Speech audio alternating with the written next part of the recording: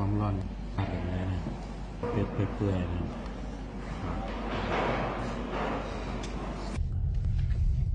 อยู่หอมทางไปสนามบินแล้วจะมีหอมก่อนหน้า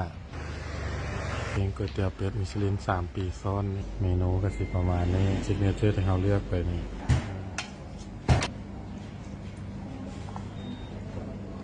สัมบุ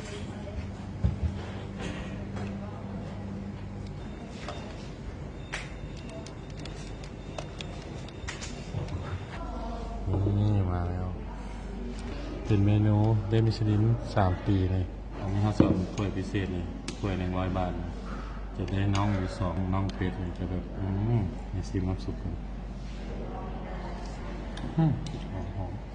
หอมกินสมุนไพรนี่จะแซ่บเลย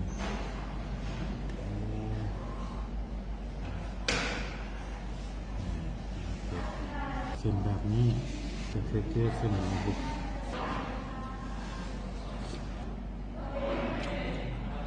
มีซิมเลือด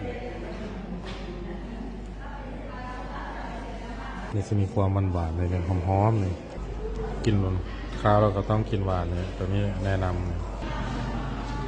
ถ้าหวานเราต้องจะใส่เครื่องครบรสเลยกะทิที่หอมมันๆเนี่ย